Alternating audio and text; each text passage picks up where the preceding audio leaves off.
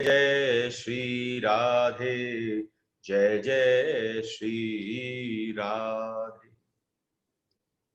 बोलो श्री राधा रमन लाल की जय, चार भुजा नाथ की जय, बोलो गिरधर गोपाल की जय। अंतिम समय है दूधा जी का। चेतना और कैसी भी अवस्था हो मनुष्य की, लालसाएं जो हैं साथ नहीं छोड़ती है। दूधा जी के मन में भी बार बार कर लालसा उठ रही है। पहली लालसा उठी कि अपने पौत्र और पौत्री को राजसी वेशभूषा में एक बार देख लूं। एक बार उनके मन में लालसा उठी, अपनी तलवार मंगाई और अपने पुत्र को सौंप दी, उत्तराधिकारी घोषित कर दिया।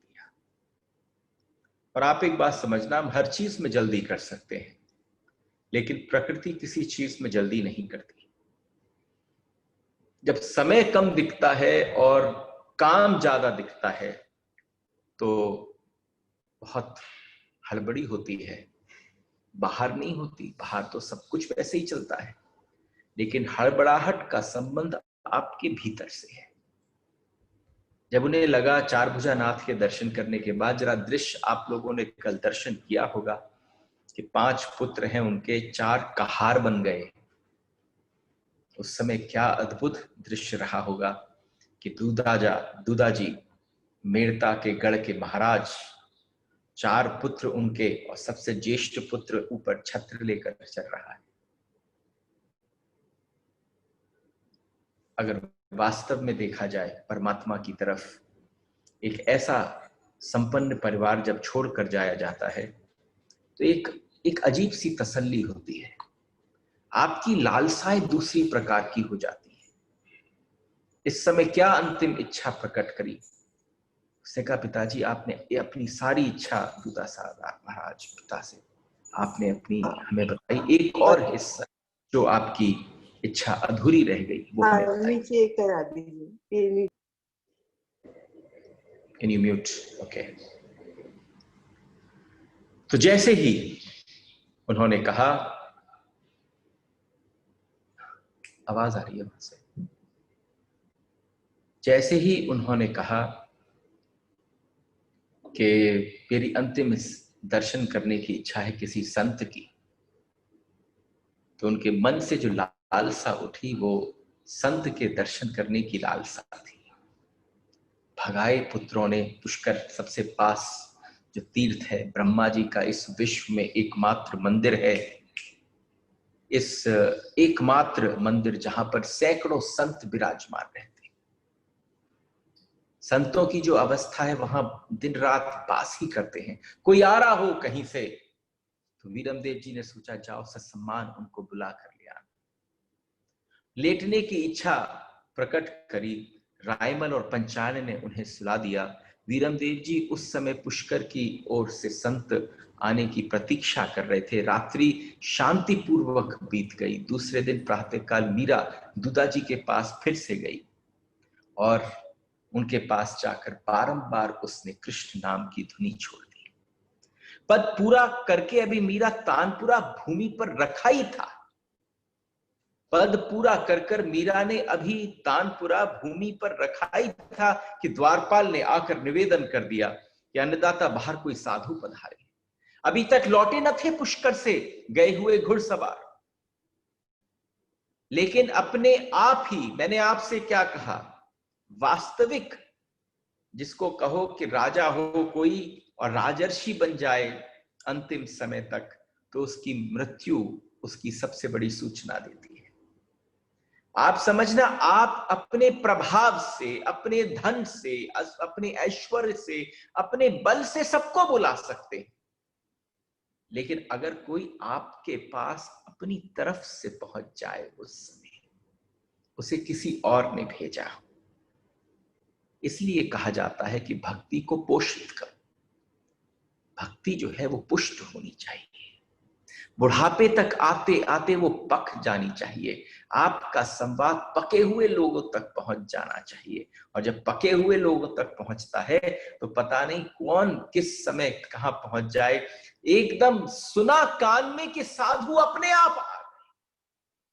आप देखते हो जब दिया जो हो जिसमें घी कम रह जाए तो वो घी जो है वो धीरे धीरे दिया की लौ जो है वो कम होने लगती है। पता नहीं कौन सी स्रोत से वो घी उस बाती में प्रविष्ट करी और ये कानों में खबर पहुंची। ये खबर ने घी का काम किया। बुझती हुई लौ, बुझता हुआ दीपक एकदम प्रज्वलित हो गया, जैसे शरीर में चेतना प्रकट हो गई।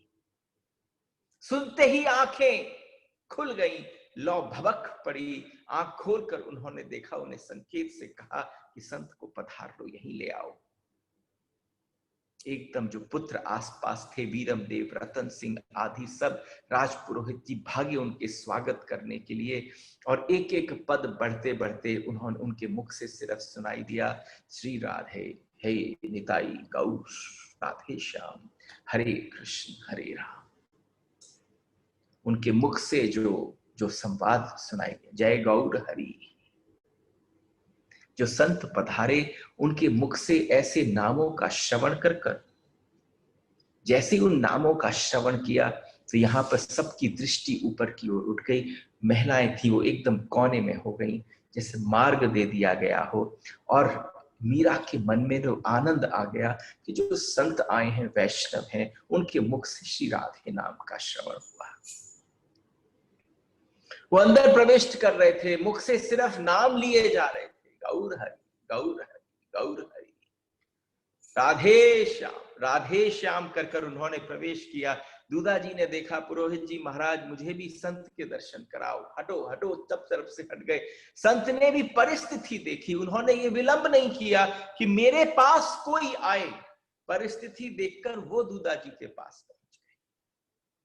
दूधा जी की शैया के पास जाकर, दक्षिण से आ रहा हूं राजन, जरा इस बात को ध्यान से करना, क्योंकि अलग अलग स्थानों पर जो दक्षिण से आए हुए संत हैं उनके नाम उल्लेख हैं। कहीं पर उनका नाम गोपाल है, कहीं उनका नाम चैतन्य है।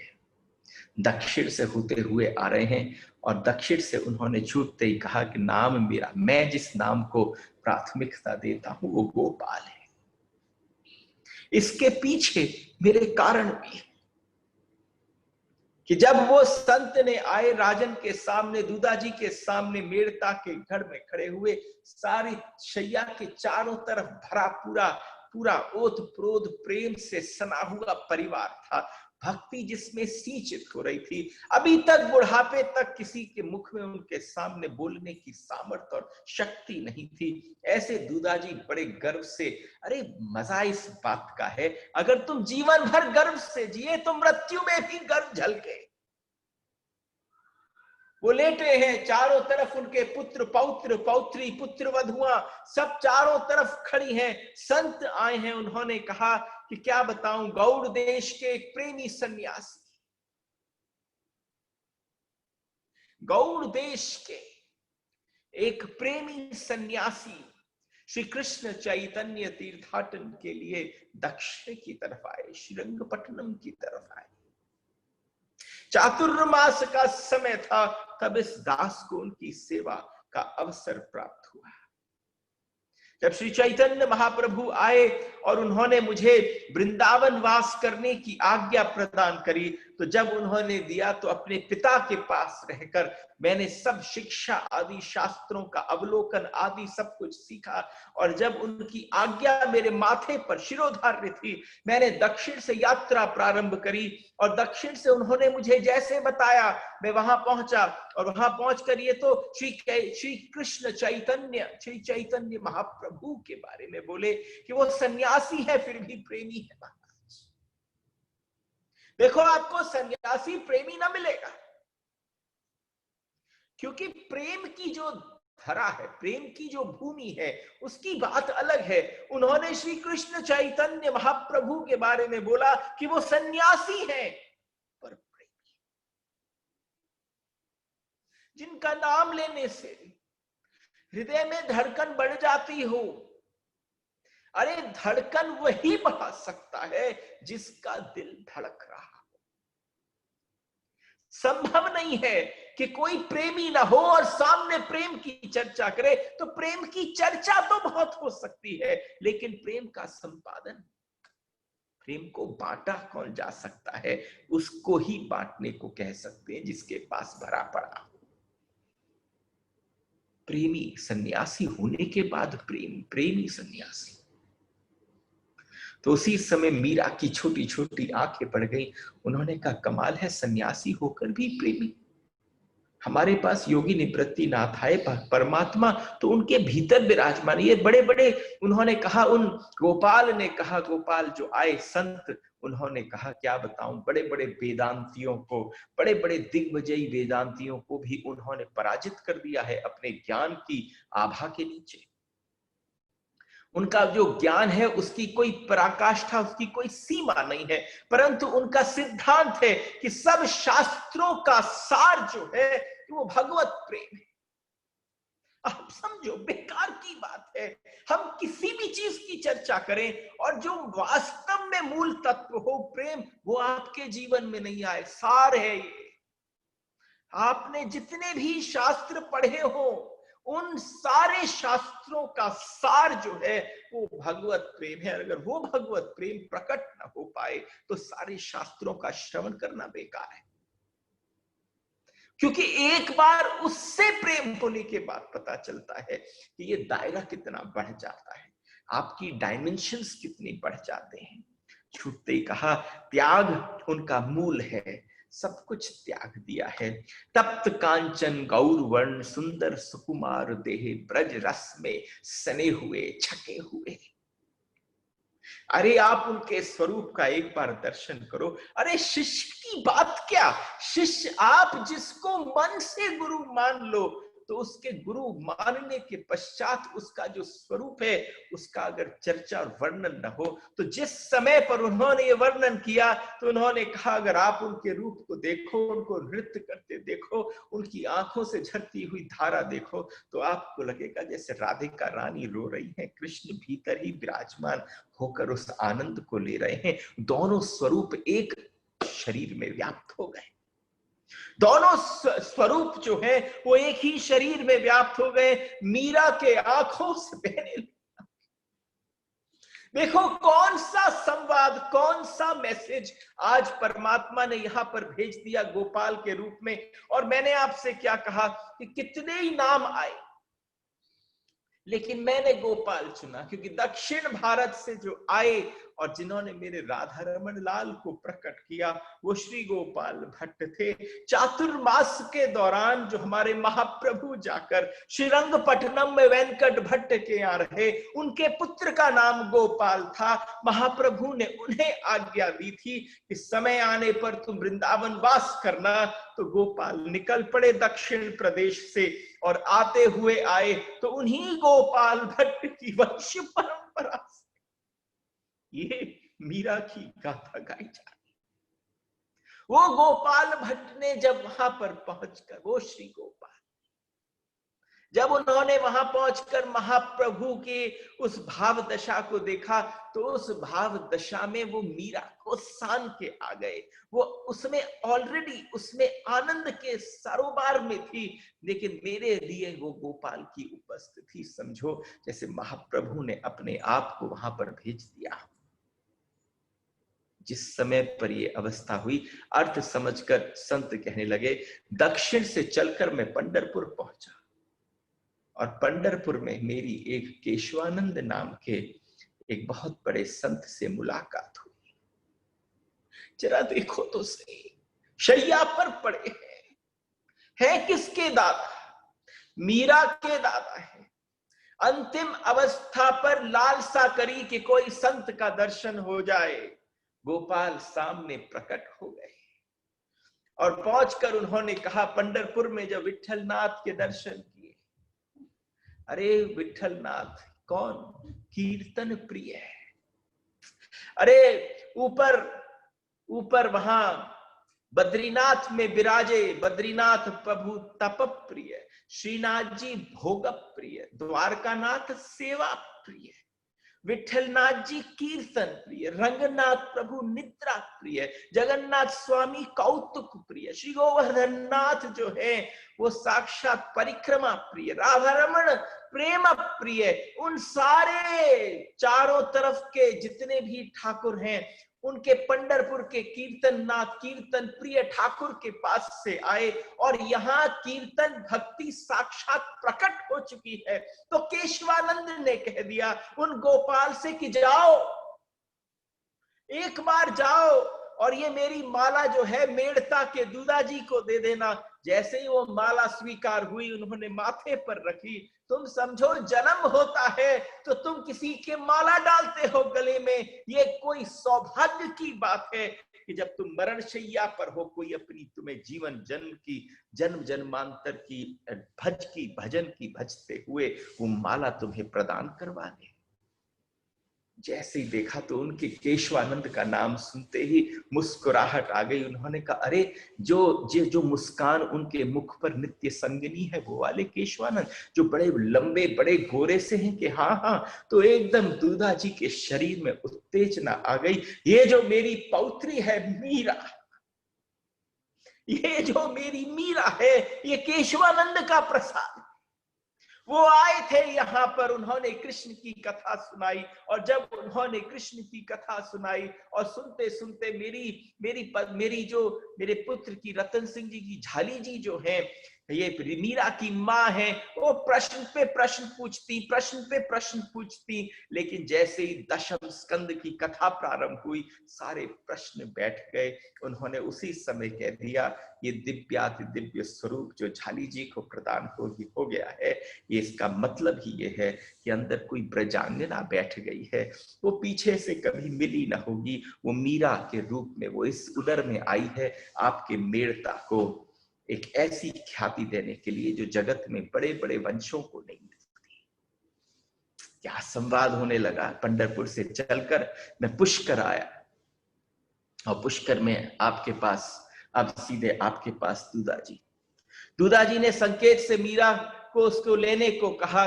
उसने बड़ी श्रद्धा से प्रसन्नता से वो माला स्वीकार कर ली, माथे पर रखी, उन्होंने धारण करी और फिर मीरा के हाथ में सौंप दी। मीरा उन्होंने दी है जिन्होंने तेरे जन्म से पहले तुझे आशीष दिया था। ऐसा सबसे बड़ी बात है। अब महाप्रयाण का समय निकट आ गया है। दोनों पांचों बालक जो हैं उनके पुत्र वीरम देव रतन सिंह जैसे सुनते हैं कि पिता कह रहे हैं महाप्रयाण का समय आ गया। मृत्यु के साथ कितने सारे शब्द हैं, कोई उसे मौत की तरह से लेता है, कोई मृत्यु कहता है, कोई निर्वाण कहता है, कोई समाधि कहता है। आज यहाँ पर संतों के बीच में बैठ के उन्होंने कहा महाप्रयाण का समय आ गया। हर पल आपको बताता है कि आपका समय कैसा आ गया है। ऐसी बात क्यों फरमाते हैं। बैठे बैठे उन्होंने फिर से मीरा से कहा संत आए हैं, बड़ा सुंदर सा कोई भजन सुना दे, पता नहीं इसके बाद कुछ मौका पड़े कि न पड़े। पद पूरा हुआ, भैरवी की मधुर रागनी ने सबके मन को बांध लिया। मीरा ने इतने सुंदर तरीके से पद को गाया और सब कह पाए धन्य धन्य मीरा। दूधा जी ने आज मीरा को कहा मीरा तेरा जन्म से मेरा वंश धन्य हो गया। देखो हम कहते हैं कि हमारे घर की कोई विशेषता होती है, कोई शक्ति होती है, कोई श्री होती है। साक्षात दूधा जी ने कहा कि मेरे घर की श्री साक्षात मीरा है। ये ब्रज गोपिकाई है जो मेरे घर में आज मीरा बनकर आई है। मीरा ने सिर निचाकर जो असहनीय प्रशंसा। अगर तुम्हारी प्रीति कृष्ण में हो जाए, उस कृष्णमय प्रीति के साथ आपको सबसे बड़ी गाली कौन सी लगती? आपकी प्रीति को लेकर कोई प्रशंसा करे तो प्रशंसा से बड़ी गाली एक भक्त के लिए नहीं हो सकती। जो असहनीय थी वो सिर्फ भावुकता थी। तो पुष्प अगर खिल जाए निर्जन में और तुम उसकी प्रशंसा करो, अरे वो तो उसका स्वभाव है। भक्त के हृदय से बहती हुई कृष्ण नाम की धारा उसका स्वभाव है, और वहां प्रशंसा कान में पड़े तो गाली, प्रशंसा गाली है। वो भागी वहां से अपनी असहनीय प्रशंसा को सुनकर, और जब भीतर अपने कक्ष में श्याम कुंज में पहुंची तो वहां पर जाकर उसने कहा, हे श्री कृष्ण चैतन्य, आज सिर्फ आपके नाम के श्रवण से मेरे अंदर रोम रोम जैसे पुलकित हो गया। तुम्हारे प्रभु प्रेम ने मुझे अपनी दासी बना दिया। मीरा को बस कहीं से पता चल जाए कि वो भक्त है, वो कोई कोई कोई ऐसा प्रेमी भक्त है, भगवत प्रेम उसके रोम रोम से फूटता है। तो उसी समय उन्होंने कहा कि मीरा आपके चरणों में प्रणत होती है, पता नहीं इस जीवन काल में कभी आपके दर्शन हो पाए कि ना हो पाए। अपने गिरधर गोपाल की संध्या आरती और भोग करके मीरा दूधा जी के पास पुनः चली गई। अब उसके श्याम कुंज दूधा जी का महल इस तरफ ही एक परिक्रमा सी लगने लगी, और करने के पश्चात उसने एक दिन सबके बीच में बैठकर कहा, बुढ़ापे का देह बड़ा रोग है बाबा हुकुम को, ऐसा लगता है बुढ़ापा सबसे बड़ा रोग होता है। इस शरीर में बुढ़ापे से बड़ा रोग कोई नहीं होता। और आप देखो हमारे बाबा हुकुम को बाबोसा की देह जर्जर हो गई। बाबोसा की देह जर्जर, ये गली हुई देह छूट जाने में उनका लाभ है। आज मीरा के मुख से बात सुनी तो एकदम झाली जी पास में आई, मीरा को कस के पकड़ लिया।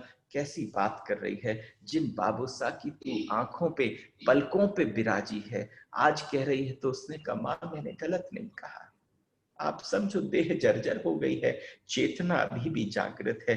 धीरे धीरे जब वो भी इस शरीर से निकलेगी, इस समय सबके लिए उपयुक्त है कि इन्होंने जिस आनंद से, जिस गरिमा में, जिस गौरव से जीवन जिया है, ये हमारे भारतीय संस्कार, ये हमारे भारतीय धरा के अद्भुत संस्कार हैं। हमने कभी भी मृत्यु को एक शोक नहीं माना, हमने अब मानना प्रारंभ कर दिया, लेकिन मृत्यु शोक नहीं, मृत्यु तो अशोक है। ये मृत्यु का जो शोक है, अरे जिसने जीवन भर आनंद दिया हो तो समझो उसका आनंद जीवन भर रहा है, और उसके बाद हरा भरा पूरा परिवार देख रहे हैं। दूधा जी सबकी तरफ एक बार दृष्टि करी, और जब सब किया तो उन्होंने जोर से अपने शरीर से आवाज निकाल के कहा, जय चतुर्भुज दयाल, जय सुंदर गिरधर गोपाल। ब्रह्म मुहूर्त में दूधा जी की वाणी में कुछ चेतना जागी। पुरोहित जी ने गंगा जल मिश्रित जल को उनके मुख में डाला। आप समझना, हमसे कई बार लोग कहते हैं कि हमारे घर में कोई गया, उनके मुख में अंतिम बार राम का नाम था, कृष्ण का नाम था। आप समझते हो कि अंत समय पर कृष्ण का नाम कैसे लिया जाता है? अरे सांस चल रही है, अंतिम कुछ सांसें बची हैं, किसी ने बोला राम राम राम राम राम, और फिर सांस चली गई, राम इधर रह गया, श्वास उधर चली गई, दोबारा आप सांस नहीं ले पाए, तो आपके साथ राम का नाम नहीं गया। आपने र यहां कहा, अधूरा रह गया तो वो पूरा होगा। उस समय पर, अंतिम समय पर नाम आपके साथ जाता है। पर लोगों को ये पता होना चाहिए कि ये कब, ये पता कैसे चले कि आप राम नाम को लेने के, कृष्ण नाम को, राधे के नाम को लेने के अभ्यास तो कर लो। तुम्हें अंतिम समय पर याद आए, बुढ़ापे में याद आए, तो उसकी प्रैक्टिस भी न बने। तुम भले ही नाम नाम लेते रहो, लेकिन नाम लेने से कुछ न होगा जब तक वो नाम तुम्हारे साथ न जाएगा। और उसका जाने का ढंग ये है कि आधा यहां छोड़ा और बचा हुआ साथ ले गए। तो जब दूसरा जन्म होगा तो वो पहले कहेगा इसको पूरा कर, तब नाम आपके साथ जाता है। अंत समय पे जय चार भुजा, चार यहां भूला, भुजा कहां बोला दूधा जी ने जाकर, पता नहीं। ये उनके अंतिम वो थे। चारों तरफ जितने भी मीरा के भक्ति के संस्कारों को पोषण करने वाले, राज्य के संस्थापक मेड़ता शाखा के पूर्वज परम वैष्णव भक्त दूधाजी वीर शिरोमणि राव दूधाजी सरकार 75 वर्ष की आयु में शरीर छोड़ दिया। इस शरीर को छोड़ा, अब रनिवास के भीतर कानाफूसी होने लगी। रनिवास जहां पर सारी महिलाएं इकट्ठी होती हैं।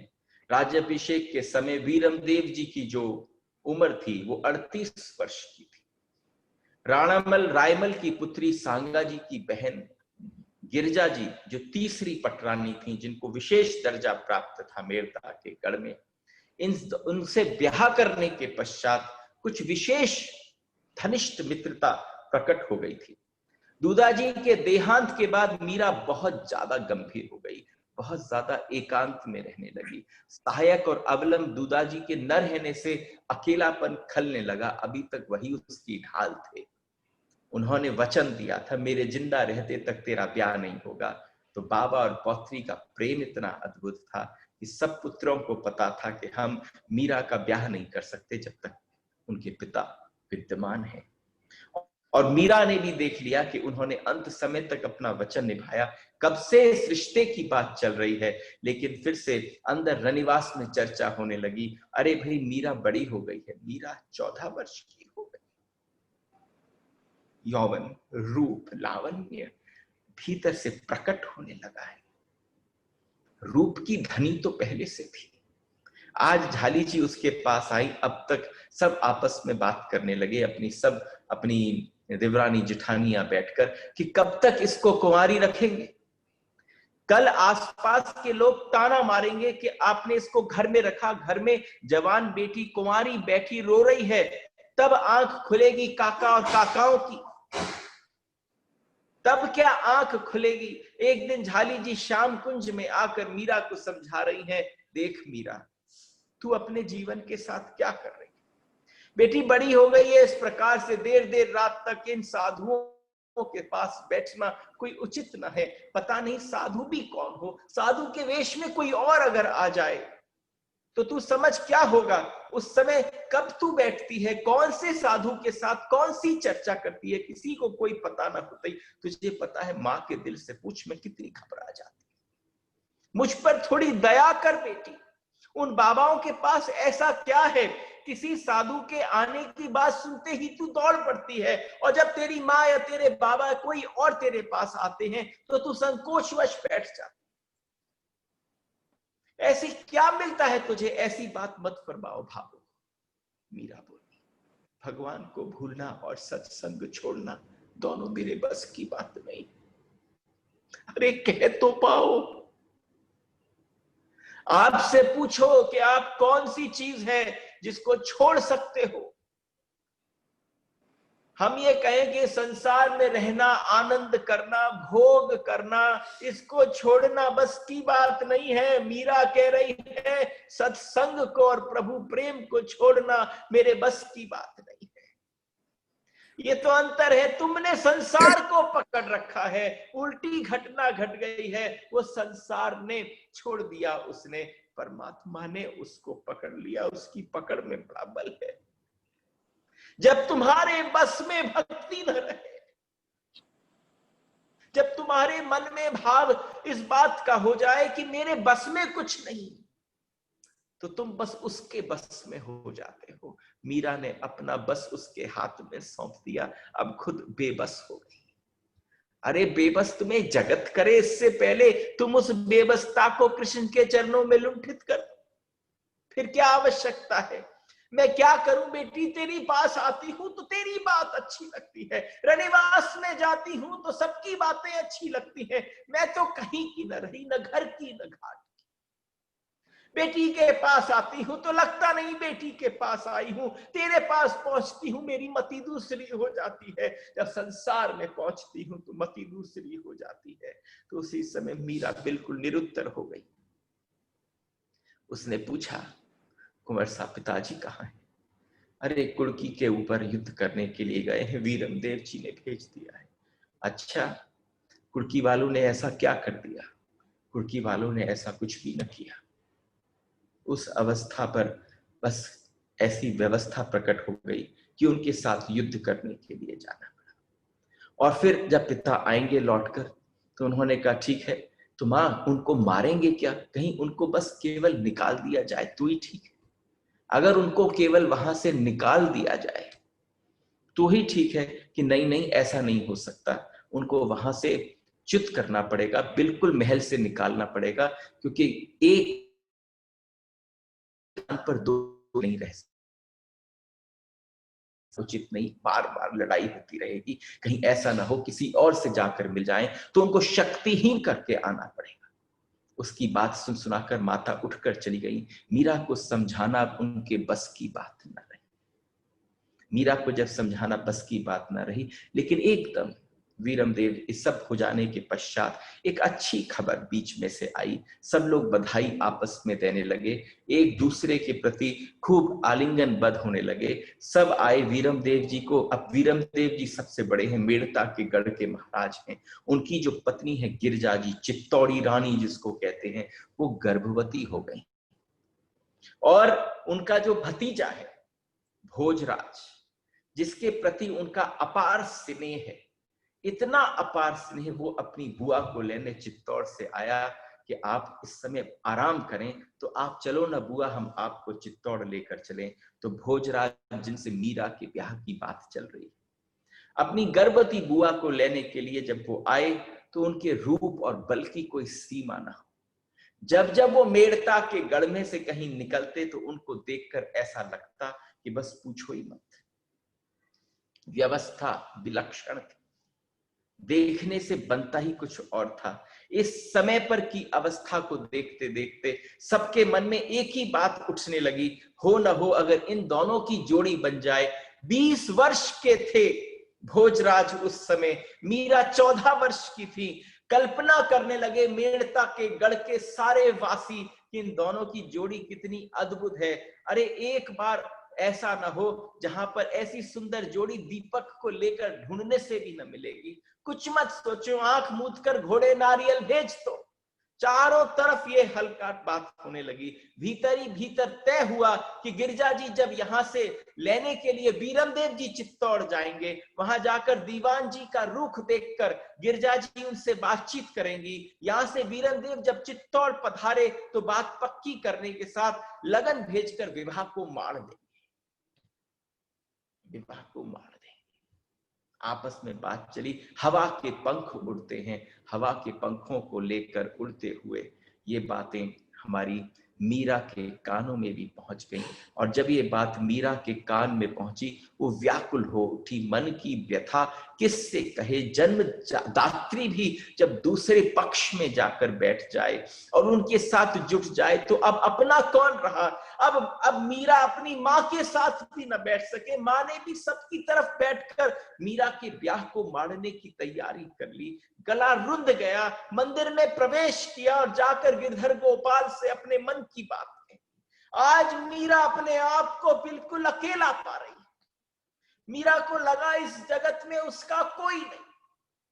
आज जो जन्मदात्री है वो भी सामने के पक्ष में बैठी है, भरी हृदय से, हृदय गला भरा हुआ, रुदा हुआ। उसने मेरे स्वामी, मेरे गोपाल, मेरे सर्वस्व, मैं कहां जाऊं, किससे कहूं, किससे विनती करूं, किससे विनय करूं, किसके पास जाकर हाथ जोड़ूं। आप न मानोगे तो आपके अलावा मेरी बात मानेगा कौन। यज्ञ का पुरोकाश क्या अब गधे आरोगेंगे। अरे यज्ञ का पुरोकाश यानी वो अपने आप को कह रही है, मैं यज्ञ में आहुति देने के लिए बनी हूं। यज्ञ कौन है कि कृष्ण है। क्या अब उस यज्ञ की सामग्री को गधे पाएंगे। ये राजपूताना भाषा है भाई। उसके मन में उठा, जो आपको अर्पण होनी है, जो सामग्री आपकी है, क्या आप उसे कुत्ते और गधों को खिलाएंगे। अब सिंह का भाग क्या सियार खाएंगे। बोल पड़ी मीरा, अब सिंह का भाग, आप सिंह हो। और जिस जगत में जितने भी राजा महाराजा हैं, ये सारे सयार हैं। आपका भाग आप किसको और लेने दे सकते हो। मेरे सांवरे है, मेरे प्यारे, बताओ कि मैं क्या करूं, क्या करूं। अरे तुमने अब तक मुझे संभाल रखा है, आज्ञा दो, अगर तुम न हो तो मैं बिखर जाऊं, अनहोनी मत होने दो हे मेरे प्रीतम। मैं तुम्हारी चाकर हूं, मैं तुम्हारी दासी हूं। आज इस पूरे जगत में बिल्कुल अकेला महसूस कर रही हैं, और अकेला महसूस कर कर उनके मुख से एक बात आज निकल पड़ी। उन्होंने उनके गुरु के द्वारा, रैदास जी के द्वारा जो तानपुरा मिला था, उस तानपुरे को हाथ में ले लिया, और उस तानपुरे को हाथ में लेकर आज जो उनके मन में से प्रकट हुआ वो बड़ा विलक्षण है। आप समझना, आपके मन से न निकल पाया आज तक। बड़े बड़े आ गए इस धरती पर जिन्होंने कहा कि हम भक्ति करते हैं, हम सब कुछ कहते हैं, हमें परमात्मा भी चाहिए, हमें संसार भी चाहिए। आज मीरा के मुख से निकल पड़ा, मेरे तो गिरधर गोपाल दूसरों न कोई, मेरे तो गिरधर गोपाल दूसरों न कोई।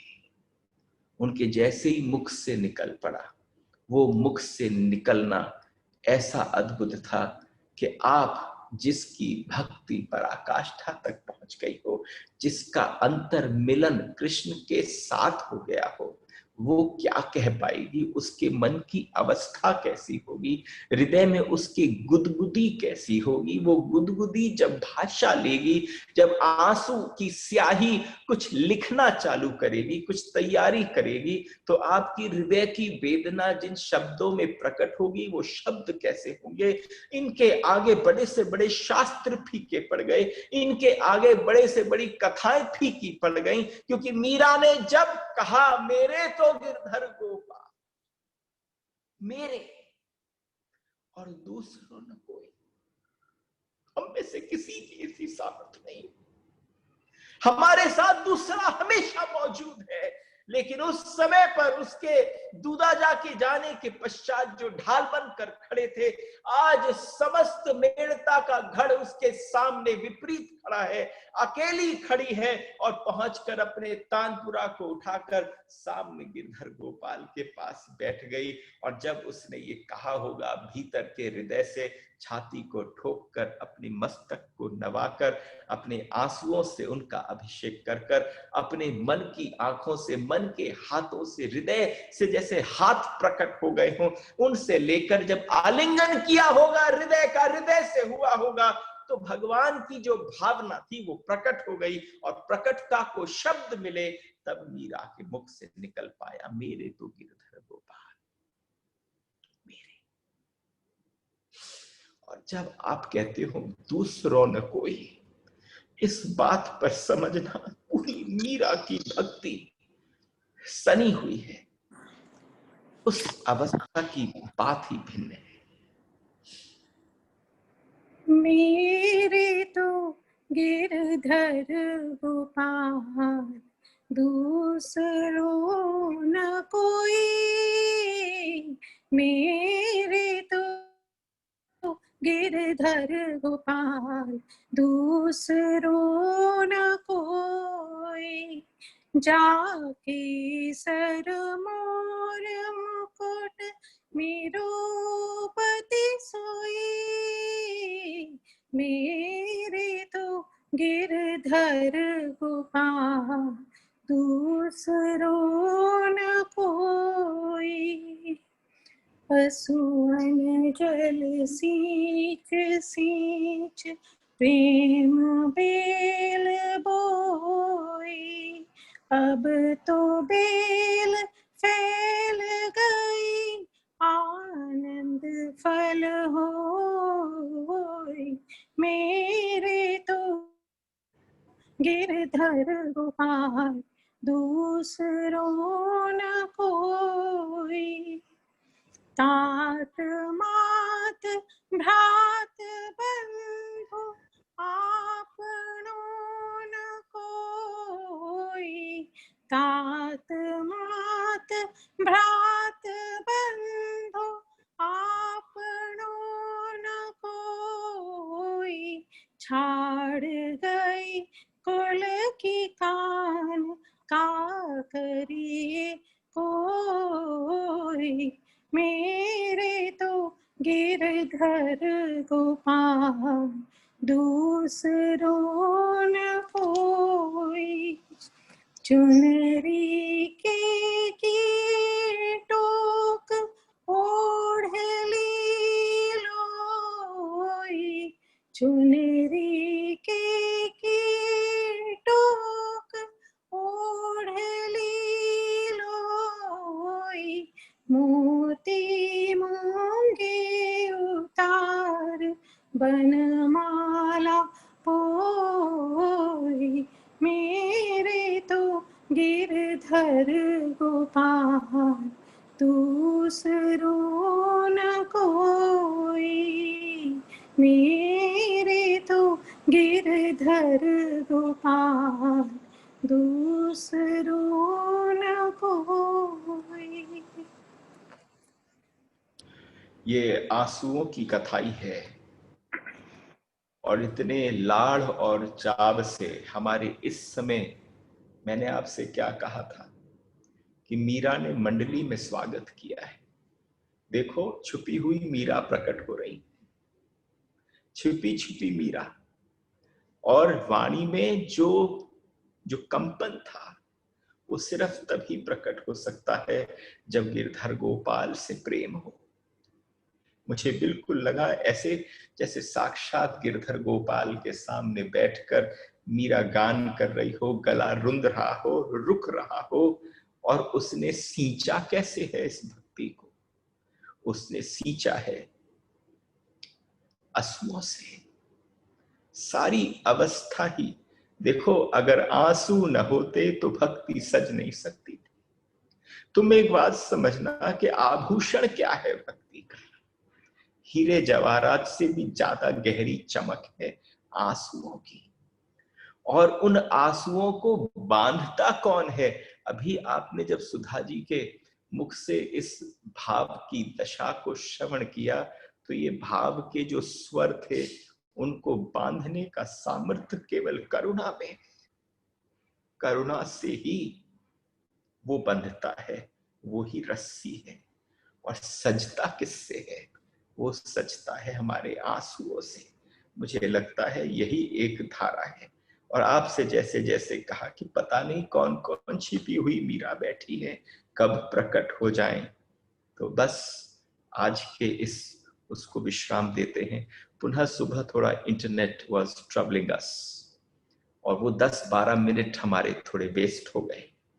और अगर 10-12 मिनट वेस्ट नहीं होते तो जो मैंने आपसे कल कहा था कि एक विशेष जगह तक पहुंचना चाहता हूं जिस समय, तो वो जो इम्पोर्टेंट पार्ट था, एक आज का ये प्रसाद जो हमने देखो नाम क्या, सुधा, बहा क्या, सुधा, सुधा मतलब अमृत, और करुणा से बहा, और जिसके मन में गिरधर थे उसके आंखों से स्याही इकट्ठी हो गई। तो स्याही इकट्ठी कराने को सबको प्रणाम। राधे राधे।